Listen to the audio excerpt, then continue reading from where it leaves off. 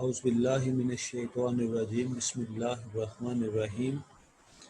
Assalamu alaikum students. I'm your teacher Slim Yusuf, and it is my lecture number 9 for the students of BS English 4th semester. And in this lecture, we shall continue our topic accuracy. Accuracy वाला topic जारी रहेगा। ये बड़ा तवील topic है और ये बड़ा अहम है। इसमें पूरी इंग्लिश ग्रामर का निचोड़ है एक्यूरेसी में।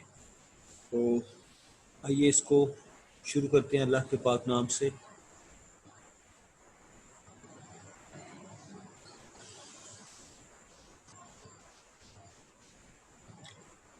एक्यूरेसी में आज हम पार्ट्स ऑफ स्पीच से बात शुरू करेंगे। Parts of speech is a category to which a word is assigned in accordance with its syntactic functions. ये इसकी डेफिनेशन है जी।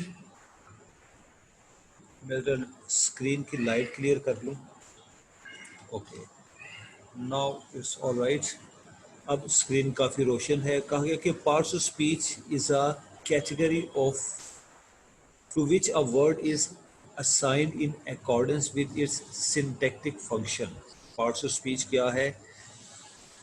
किसी एक लफ्ज़ को किसी एक ख़ास कैटेगरी में रखना उसके सिंटैक्टिक फंक्शन की बिना पर। In English the main parts of speech are noun, pronoun, adjective, determiner, verb, adverb, preposition, conjunction and interjection.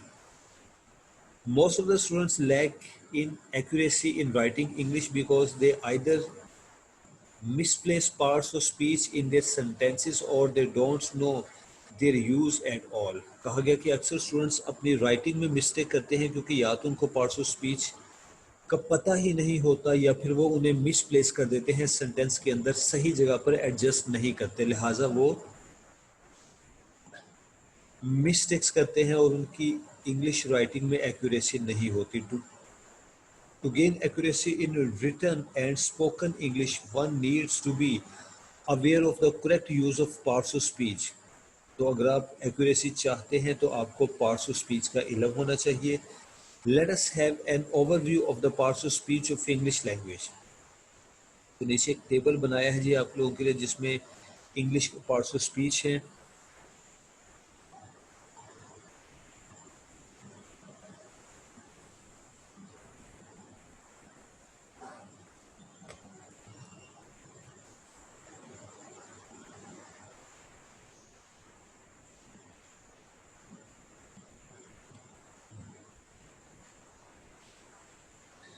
Noun, adjective, adverb, verbs, preposition, pronouns, conjunctions, interjections, ये सब पार्ट्स ऑफ स्पीच हैं जो कि आप लोग स्कूल लेवल से पढ़ते आए हैं। फिर भी आपकी आसानी के लिए मैं इनको एक बार रिपीट कर देता हूँ। नाउन क्या है जी? नेमिंग वर्ड है। Names of people, places, things, ये सब नाउन कहलाते हैं। जैसे Mike owns the fastest car. Mike और कार ये दो क्या है? ये नाउन्स हैं। Adjective describing nouns and pronouns. Adjective क्या है? वो नाउन की सिफ्त है, नाउन की खूबी है। That was an exciting film. तो लफ्ज़ फिल्म नाउन है और इस नाउन की सिफ्त क्या है? एक्साइटिंग। एक्साइटिंग फिल्म, ये लफ्ज़ एक्साइटिंग जो कि रेड कलर में है, ये एडजेक्टिव बनेगा। Adverb modifying verbs, adjectives and adverbs. एक एडवर्ब क्या करता है? वो नॉर्मली वर्ब को मॉडिफाई करता है, वर्ब को एक्सप्लेन करता है। She walked slowly. वॉक क्या है? वर्ब है। और इसका एडवर्ब क्या है? स्लोली, आहिस्ता। वो चलती थी कैसे? स्लोली, आहिस्ता चलती थी। तो लफ्ज़ स्लोली एडवर्ब है जो कि वर्ब को एक्सप्लेन करता है। आगे आ जाते हैं जी verbs. Expressing a physical action और स्टेट। किसी अमल या काम के होने को जाहिर करने वाला लफ्ज़ वर्ब कहलाता है। Frederick plays tennis. Frederick tennis खेलता है। प्ले क्या है? ये वर्ब है जो कि रेड कलर में है।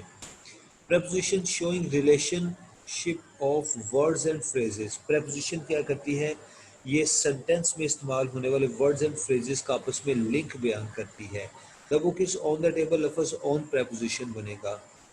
प्रोनाउंस रिप्लेसिंग नाउन्स, प्रोनाउन वो अल्फाज हैं जो कि नाउन को रिप्लेस करते हैं, जैसे कि I, we, they, you, he, she, ये सारे प्रोनाउंस होते हैं। John gave her a gift. Conjunctions joining words, phrases and clauses. Conjunction क्या करता है, फिक्रे के दो हिस्सों को, फ्रेजेस को, वर्ड्स को आपस में ज्वाइन करता है, जैसे he is tall and slim. And conjunction का काम करती है, कंजक्ट करती है फिक्रे को दो टुकड़ों को। आखिर पे है जी इंटरजेक्शन, शोइंग स्ट्रॉन्ग इमोशंस और फीलिंग्स। वॉफ, दैट्स ब्रिलियंट न्यूज़, या फिर आउच, या हे, हाउ आर यू डूइंग।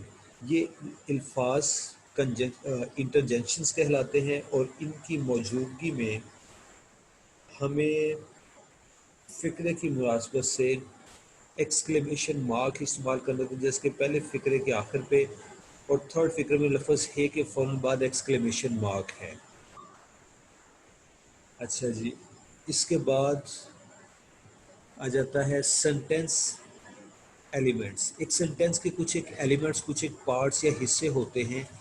अब हम उससे पढ़ रहे हैं। The subject and predicate make up the two basic structural parts of any complete sentence. तो जब हम सेंटेंस एलिमेंट्स की बात करते हैं तो सब्जेक्ट और प्रेडिकेट किसी भी सेंटेंस को पूरा करने के लिए अहम हिस्से होते हैं। These elements include the direct object, indirect object and subject complement. इसके बाद डायरेक्ट और इनडायरेक्ट ऑब्जेक्ट और सब्जेक्ट कॉम्प्लीमेंट, इसके कुछ माइनर एलिमेंट्स होते हैं। All of these elements can be expanded and further combined into simple, compound, complex and compound complex sentences। तो मुख्तसर ये है कि सब्जेक्ट और प्रेडिकेट के मिलने से एक सेंटेंस बनता है। किसी सेंटेंस में बाकी के एलिमेंट्स, बाकी के parts, direct object, indirect object वगैरह होते हैं, और इन सारी चीज़ों के कॉम्बिनेशन से मज़ीद पेचीदगियाँ बनती हैं, जिनको combine simple sentence, compound sentence, complex compound sentence वगैरह का नाम दिया गया है। अब इसमें बेसिक्स कुछ हम इस लेक्चर में पढ़ेंगे, और बाकी की चीज़ें हो सकता है कि अगले लेक्चर का हिस्सा हों। Basic sentence structure, parts of sentence, subject, predicate, object, indirect object, complements, ये बेसिक पार्ट्स हैं किसी भी एक सेंटेंस के। इनको मिलाकर एक फिक्रा बनाया जाता है। Every word in a sentence serves a specific purpose with in the structure of that particular sentence. According to rules of grammar, sentence structure can sometimes be quite complicated for the sake of simplicity. However, the basic parts of a sentence are discussed here. अब हम किसी भी sentence के basic parts को पढ़ेंगे। इनको पढ़ने का मकसद ये है कि जब हम सेंटेंस लिख रहे हों अपने एग्जामिनेशन हॉल में, अपने पेपर में बैठे हुए, या फिर हमें कोई टेक्स्ट लिखना पड़े, तो हमें अगर पार्ट्स ऑफ स्पीच आते होंगे, सब्जेक्ट वर्ब ऑब्जेक्ट का इल्म होगा, तो हम बड़ी आसानी से देख सकेंगे कि हमारा सेंटेंस दुरुस्त है या गलत है। अब सब्जेक्ट की बारी आती है। The subject of a sentence is the person, place or thing that is performing the action.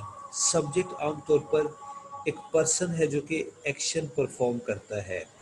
The subject represent what or whom the sentence is about. ये सब्जेक्ट बताता है कि फिक्रा किससे मुतल्लिक है। The simple subject usually contains a noun or pronoun and can include modifying words, phrases or clauses. Example है the man, the driver, ये सब्जेक्ट की एग्जाम्पल है। सब्जेक्ट काम करने वाले को कहते हैं। ये चीज़ें सब्जेक्ट वर्ब ऑब्जेक्ट आमतौर पर 8th क्लास के लेवल पर, 8th स्टैंडर्ड में समझा दी जाती हैं। उसके बाद आ जाता है predicate. Predicate expresses what the subject does. Predicate क्या करता है, सब्जेक्ट की वजाहत करता है। Predicate is everything that is not the subject. और ये इसकी बड़ी आसान सी पहचान है कि प्रेडिकेट क्या है जी, पूरा फिक्रा सब्जेक्ट के अलावा पूरा फिक्रा प्रेडिकेट है। And verb is in the beginning of a predicate, और इससे पहले वर्ब आता है। Predicate contains the verb modifying words, phrases and clauses. बाज़ का प्रेडिकेट में वर्ब भी शामिल होता है, मॉडिफाइंग वर्ड्स होते हैं, फ्रेजेस एंड क्लॉजेस प्रेडिकेट का ही हिस्सा होते हैं। तो प्रेडिकेट को समझने के लिए इस डेफिनेशन का पहला सेंटेंस बहुत है कि predicate expresses what the subject does, predicate is everything that is not the subject. बस यहाँ तक, predicate is everything that is not the subject, इस सब कुछ की वजाहत है।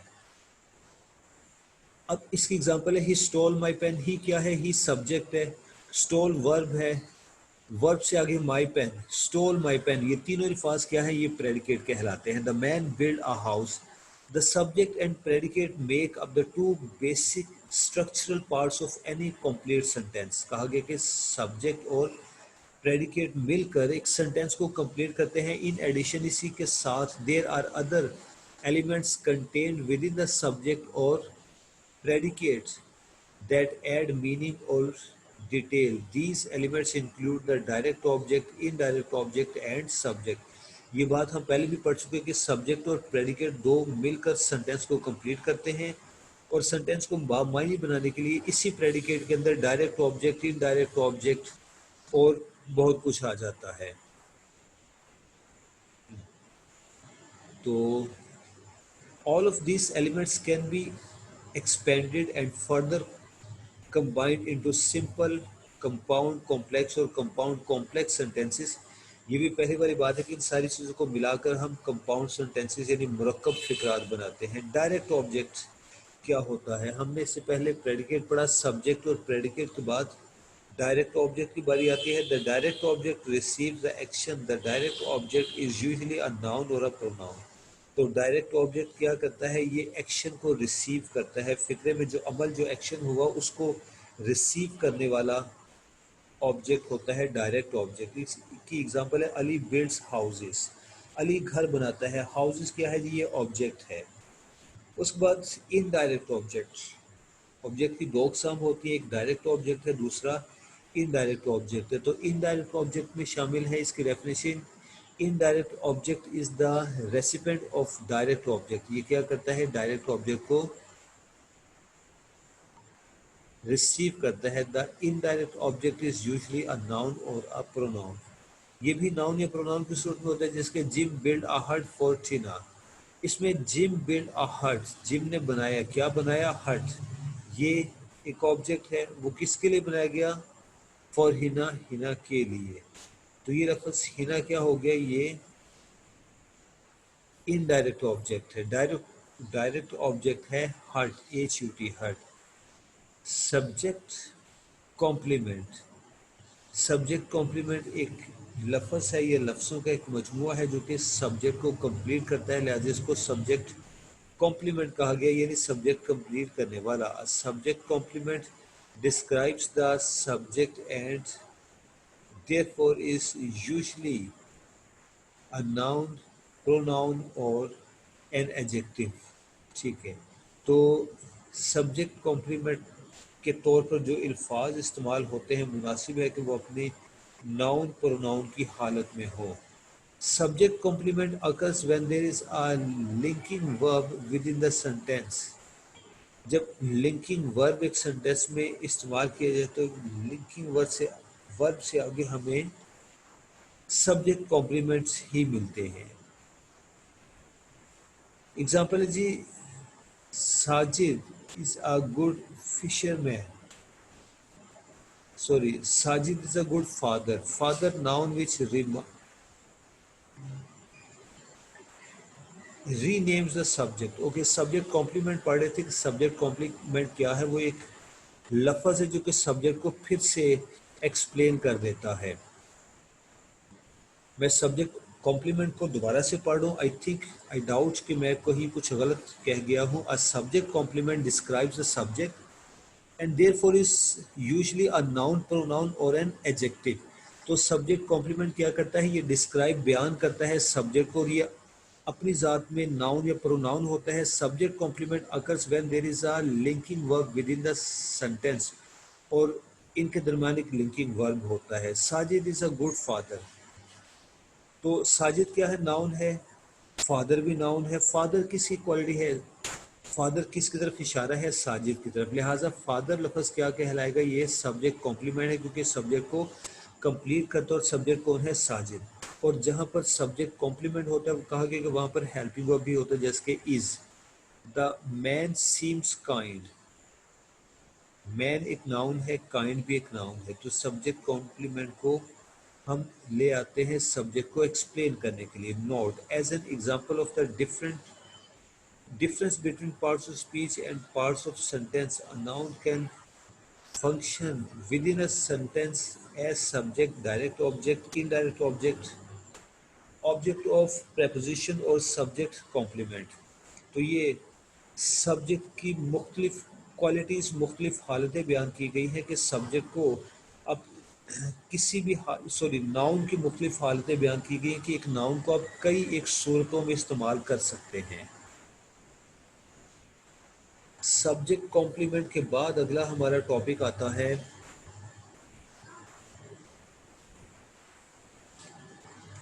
Specified sentences. सेंटेंसेस को हम स्पेसिफाई करते हैं चार पार्ट्स में, चार टाइप्स में sorry. Sentences are specified into four categories, इनकी चार कैटेगरीज हैं। To gain accuracy students should be aware of the types of sentences. This knowledge will enable them to use a specific sentence according to the situation. तो specific sentence क्या है जी? Sentences are specified into four categories, इनकी चार categories हैं, वो हम आगे पढ़ रहे हैं। और अगर एक स्टूडेंट चाहता है कि उसको एक्यूरेसी हासिल हो उसकी रिटन लैंग्वेज में, तो ज़रूरी है कि वो इन चीज़ों का जायज़ा ले, स्पेसिफिक सेंटेंसेस वगैरह का और बाकी के ग्रामर के रूल्स का। तो लिखा गया कि the four types of sentence structures are simple, compound, complex and compound complex. Simple sentence की बात करते हैं। सिंपल सेंटेंस स्ट्रक्चर क्या होता है?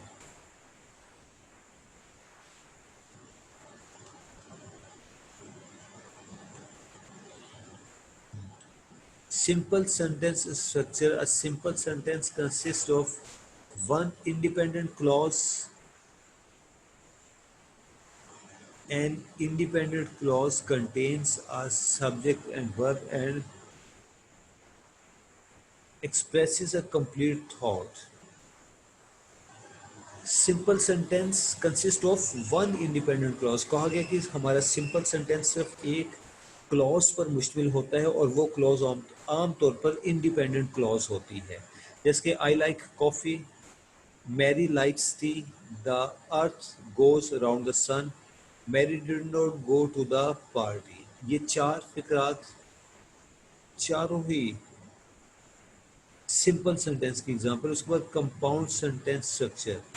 एक सेंटेंस को कंपाउंड कर देना, उसको मुरक्कब बना देना, ये भी सेंटेंस स्ट्रक्चर का हिस्सा है।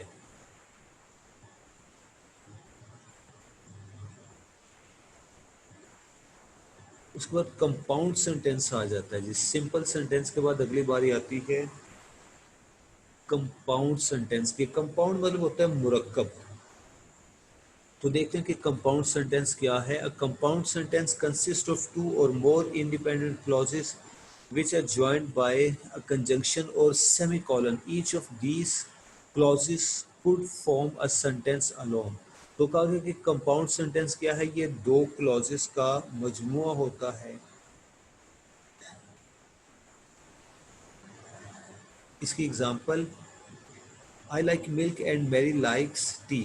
इसमें आई लाइक मिल्क ये तीन अल्फाज फिक्रे का एक हिस्सा है, एंड मैरी लाइक्स टी ये दूसरा हिस्सा है। इसको एंड के साथ मिलाया गया है। ये कंपाउंड सेंटेंस की एक मिसाल है, मुरक्कब फिक्रे की एक पहचान है। Mary went to work but John went to the party.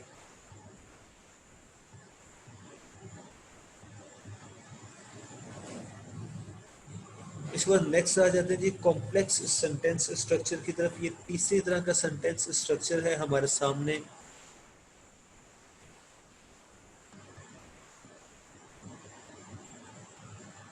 A complex sentence consists of an independent clause plus a dependent clause. A dependent clause starts with a subordinating conjunction or a relative pronoun and contains a subject, a verb, but does not express a complete thought. ओके, इसकी example, we missed our plan because we were late. Because we were late ये दूसरा हिस्सा है जिस sentence का, we missed our plan ये independent clause है। बिकॉज वी वर लेट ये डिपेंडेंट क्लॉज है।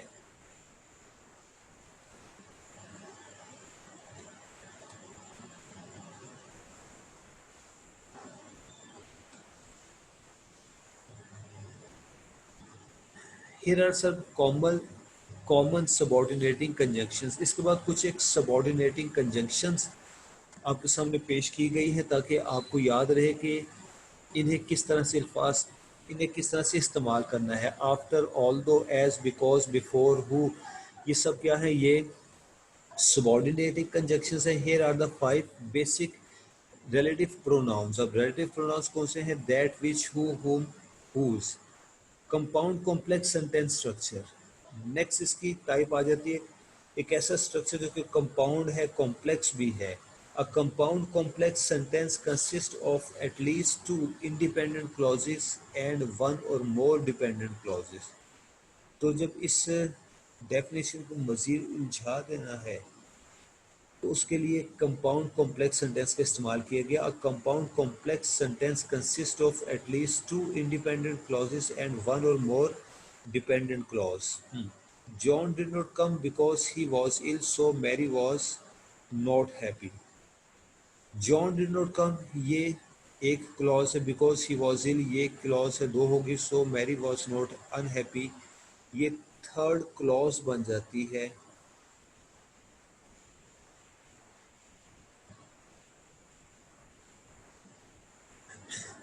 इसके बाद आ जाते जी मैकेनिक्स। मैकेनिक्स क्या है, इसकी डेफिनेशन पढ़ते हैं। ये इंग्लिश राइटिंग में बड़ी अहम चीज़ है। Mechanics refer to the rules of the written language such as capitalisation, punctuation and spelling.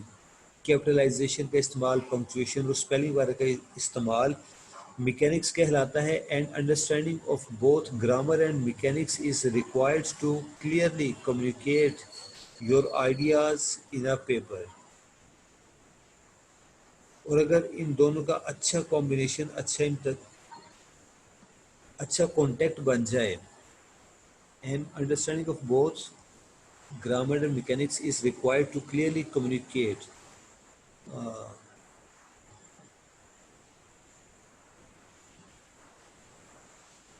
अच्छा जी, मैकेनिक्स की डेफिनेशन पढ़ने के बाद मैं सेकंड लाइन पढ़ रहा था, आप उनके लिए लाइट्स बंद होने के बिना पर थोड़ी सी डिस्टर्बेंस हुई है। And understanding of both grammar and mechanics is required. Grammar और मैकेनिक्स दोनों की समझ होनी चाहिए to clearly communicate your ideas in a paper. अगर आप चाहते हैं कि आप अपने पेपर में, अपने एग्जामिनेशन पेपर में अपने आइडियाज़ को क्लियरली बयान करें तो आपको ग्रामर और मैकेनिक्स दोनों का इल्म होना चाहिए। Here are some strategies to help you improve your grammar and mechanics. अब आगे कुछ एक स्ट्रेटजीज अपनाई गई हैं जिसके ज़रिए से हम अपनी मैकेनिक्स को दुरुस्त कर सकते हैं। और इन स्ट्रेटजीज को पढ़ने के बाद आगे मैकेनिक्स तफसील से है, क्योंकि आप हैरान होते होंगे कि मैकेनिक्स का यहाँ पर क्या काम है, मैकेनिक्स क्या चीज़ है। वो हमने पढ़ लिया कि रिटन लैंग्वेज के रूल्स को मैकेनिक्स कहते हैं। वो रिटन लैंग्वेज के रूल्स कौन से हैं वो आगे हम पढ़ेंगे इंशाल्लाह। पहले ज़रा हम पढ़ें कि किस तरह से मैकेनिक्स को दुरुस्त रखना है। Keep a list of your most common errors. For example, if you often get feedback from your instructor that you are using commas incorrectly and writing many run-on sentences, make note of these errors। तो कहा गया कि आपके instructor, आपके teacher आपको जो कोई भी इंस्ट्रक्शन देते हैं आपकी एरर्स से मुतल्लिक, गलतियों से मुतल्लिक, उनको नोट कर लिया करें। फिर किताब खोल के, रजिस्टर खोल के अपनी इस्लाह किया करें। ये फर्स्ट स्टेप है अगर आप एक्यूरेसी चाहते हैं। उसके बाद when you are proofreading your work, refer to your list of frequent errors and carefully read for correctness in these areas। और जब आप अपनी ही तहरीर की प्रूफ रीडिंग कर रहे हैं तो जो गलतियां आप दोहराते रहते हैं, जिनको आपने नोट कर रखा है कि मेरी राइटिंग में ये गलतियां हैं, उस नोट की हुई तहरीर को, उस डायरी के पेज को सामने रख लें और फिर आप प्रूफ रीडिंग करें ताकि आप अपनी गलतियों को पकड़ सकें। तीसरी चीज़ है read your paper out loud or listen to someone else read your writing if you have access to reading software such as read and write make use of it audio function अगर आप अपनी तहरीर को allowed बुलंद आवाज़ में पढ़ते हैं तो आपकी बहुत सी मिस्टेक्स आपको समझ में आ जाती हैं नेक्स्ट पॉइंट है as you listen to your paper you will likely be able to pick out sections that sound right and sections that don't और ये पॉइंट भी पिछले वाले से मिला हुआ है कि अगर आप अपने पेपर को अपनी तहरीर को पढ़ते हैं तो आपको पता चल जाता है कि इसका कौन सा सेक्शन सही है कौन सा गलत है then go back to the rules of grammar and mechanics to fix any problem area और फिर आपको ग्रामर का इस्तेमाल करके इस प्रॉब्लम एरिया को दुरुस्त करना है use the spelling and grammar checking tool in your word process However, be careful. These tools simply make suggestions but may not always provide the correct solution. तो कहा गया कि इसके अलावा आप ग्रामर चेक टूल भी इस्तेमाल कर सकते हैं you need to decide if these suggestions are going to make your writing better or worse उसके बाद read more about your problem area view examples and practice your skills आपका जो भी कोई प्रॉब्लम एरिया है इंग्लिश ग्रामर में उससे मुतलिक ज़्यादा से ज़्यादा मुतालिया कीजिए English features for core sentence elements okay अब आ जाते हैं हम मैकेनिक्स की तरफ अब जो मैं पैराग्राफ पढ़ रहा हूँ ये और इससे आगे मैकेनिक्स का तफसीली जिक्र है English features for core sentence elements का कि इंग्लिश के किसी भी फिक्रे के चार बड़े एलिमेंट्स होते हैं वो है subject predicate object and modifiers that make up phrase and clause which in turn make up sentences इन चार हिस्सों को मिलाकर हम फ्रेजेस और क्लॉजेस बनाते हैं जब फ्रेजेस एंड क्लॉजेस मिला दी जाती हैं आपस में मिला दी जाती हैं तो एक मुकम्मल फिक्रा बनता है in order to successfully craft sentence one must first understand the core elements of complete English sentence और ज़रूरी है कि एक शख्स पास इसका मुकम्मल इल्म हो subject object predicate and modified the most important of these are subject and predicate subject और प्रेडिकेट इसमें सबसे ज़्यादा अहम होते हैं अब सब्जेक्ट क्या होता है इसको हम पढ़ के देखते हैं the subject of a sentence is a noun or pronoun in active voice sentences it is noun or pronoun performing the action in the sentence see the italicized subject in the example below कहा गया कि फिक्रे में subject वो है जो कि काम को परफॉर्म करता है यानी अमल करने वाले को एक्शन करने वाले को काम करने वाले को सब्जेक्ट कहते हैं the boy cross the street the boy ये क्या है जी ये सब्जेक्ट है इसने काम क्या किया क्रॉस द स्ट्रीट गली पार करने का she works in the city she क्या है सब्जेक्ट है और वो काम क्या करती है वर्क्स इन द सिटी ये थी जिसकी एग्जांपल इसके बाद प्रेडिकेट को देखते हैं the predicate explains the action of the sentence predicate क्या करता है पूरे फिक्रे के एक्शन को बयान करता है the simple predicate refers to just the verb or verb phrase linked to the subject which tells what action is being performed by the subject तो प्रेडिकेट क्या करता है सब्जेक्ट में होने वाले काम को जाहिर करता है in the example above crossed works and is are all simple predicates लफ्ज़ क्रॉस ये लफ्ज़ वर्क और लफ्ज़ इज ये क्या है ये प्रेडिकेट कहलाते हैं there are more complex definitions of predicates sometimes predicates can simply mean everything except the subject ये हम पहले भी पढ़ चुके हैं कि सब्जेक्ट के अलावा सब कुछ प्रेडिकेट में शामिल है but just remember the simple predicate is the action of a sentence example है in the examples below the predicate are initialized हम देखते हैं कि किस तरह से प्रेडिकेट का इस्तेमाल किया है राइटर ने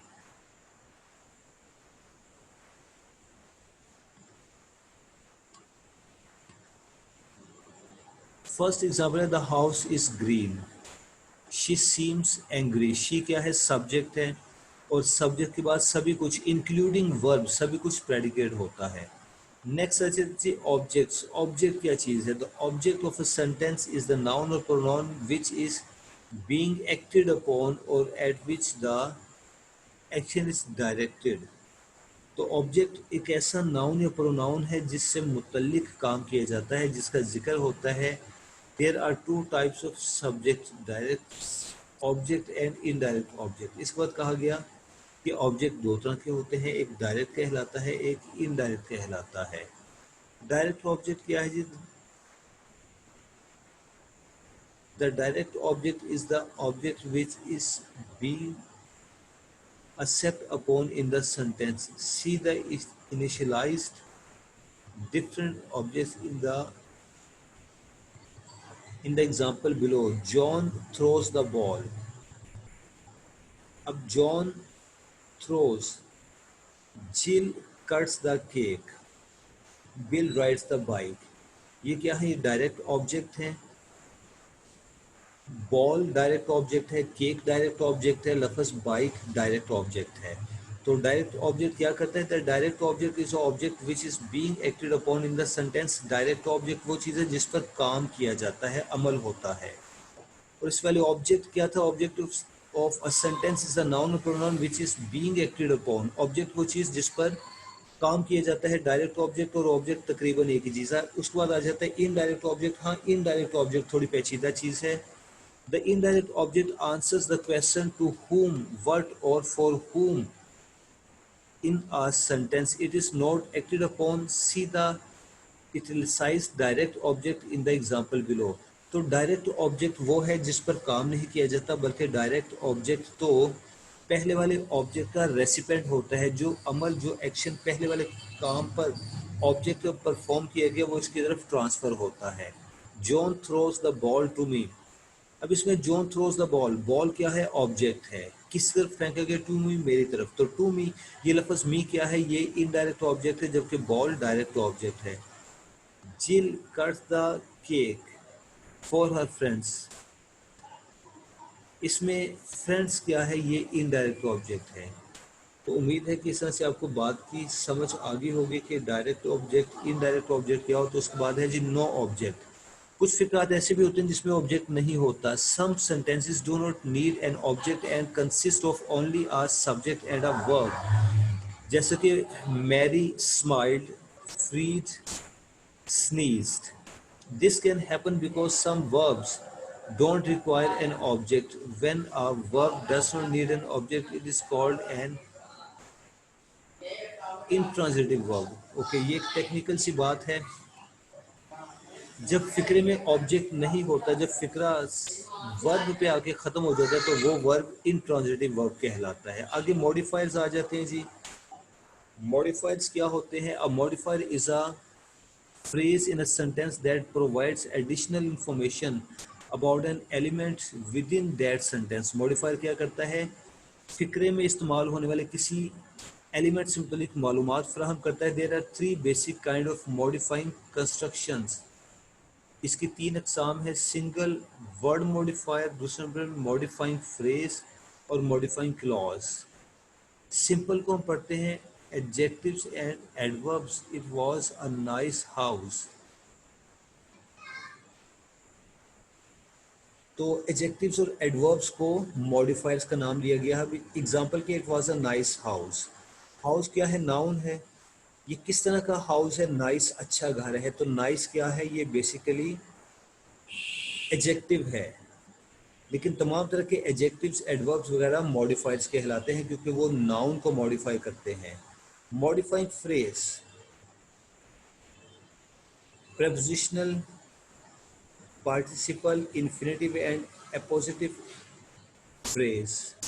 Barry Goldwater, the junior senator from Arizona, received the Republican nomination in 1964. Modifying clause, last पे आ जाता है जी। हमने क्लॉज को किस तरह से मॉडिफाई करना, हमने पहले पिछले पेज पर क्लॉजेस से मुतलिक पढ़ लिया है कि इंडिपेंडेंट क्लॉज और डिपेंडेंट क्लॉज क्या होती हैं।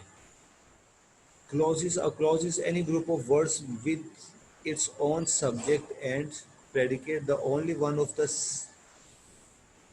seven dwarf who does not have a beard is Drope. Adjective clause, ये adjective clause modifier है। Compound element, उसके बाद कुछ फिक्रात में कुछ अल्फाज कंपाउंड मुरक्कब की सूरत में होते हैं, कुछ एलिमेंट्स, लिहाजा उनको कंपाउंड एलिमेंट्स कहा जाता है। In a given sentence there may be more than one of many of the four core sentence elements. Compound elements can include compound subject. Mary and Tom went to the dance. बाज को एक फिक्रे में subject दो होते हैं, उनको compound subject कहा जाता है।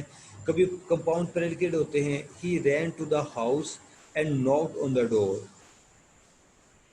रैन to the house, knocked on the door, ये क्या है? ये प्रेडिकेट है, कंपाउंड प्रेडिकेट है, क्योंकि एक फिक्रे में दो मरतबा प्रेडिकेट का इस्तेमाल हुआ। कंपाउंड मॉडिफायर है, he rode a small white pony.